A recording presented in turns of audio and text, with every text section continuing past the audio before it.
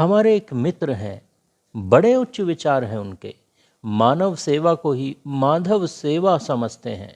कभी सड़कों पर भूखों को भोजन करा देते हैं, कभी मुफ्त दवाइयाँ व कंबल बांट देते हैं, गर्मियों में रूह अफ़ज़ा पिला देते हैं, रक्तदान के शिविर लगाते हैं, प्रत्येक ज़रूरतमंद की सेवा करते हैं। कभी कभी गुरुद्वारे जाकर अपने हाथों से जूते चप्पल भी साफ कर देते हैं। बहुत ही सरल व सहज व्यक्ति हैं। मुझे एक दिन रास्ते में मिल गए। निकलने गुजरने वालों को आलू पूरी खिला रहे थे। मैंने अभिवादन करते हुए उनसे कह दिया, कार्य तो बहुत प्यारा कर रहे हैं, बिल्कुल मशीन की तरह धर्मनिरपेक्ष सेवा। वो प्रसन्न भी हुए और कुछ चकित भी। आश्चर्यचकित होकर मुझसे पूछने लगे, धर्मनिरपेक्ष क्यों कह रहे हैं इस पवित्र धार्मिक कार्य को? ऊपर से मशीन की तरह? मैं कुछ समझा नहीं। मैंने उनसे कहा, भाई, जिस तरह कोई मशीन बिना धर्म जाने, जाति, ऊंच नीच, योग्यता अयोग्यता का भेद किए बिना हर किसी की सेवा करती है, अरे वैसे ही तो आप कर रहे हैं। इसलिए आपकी सेवा धर्मनिरपेक्ष व मशीनी सेवा है। आपके मुफ्त के लंगरों में अगर हाफिज सईद भी आ जाए तो आप उसे भी भोजन कराएंगे कि नहीं? वो कहते हैं, बिल्कुल कराऊंगा, भूखे को रोटी खिलाऊंगा, यही तो पीढ़ियों से करते आए हैं हम। मैंने उनसे फिर पूछ लिया, आपके गुरुद्वारे में औरंगजेब भी आ जाए तो क्या आप उसके भी जूते साफ करेंगे या नहीं? वो कहते हैं, बिल्कुल करेंगे। मैंने फिर पूछ लिया, श्रद्धा के 35 टुकड़े करने वाला जिहादी आफताफ अगर जेल से भागकर बीमार हालत में आपके दवाई वितरण कैंप में आ जाए तो क्या आप उसे भी दवाई देंगे कि नहीं?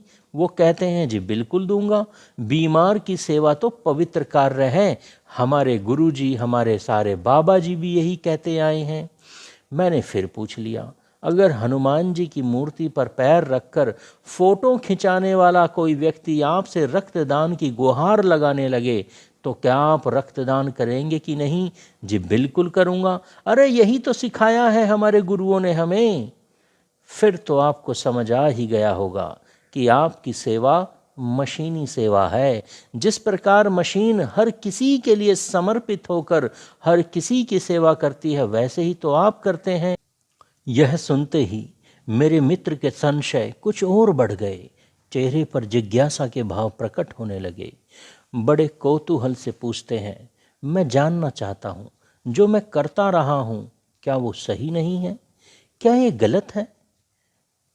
पुण्य के नाम पर न जाने कितने हाफिज सईदों की सेवा कर चुके हो आप आज तक।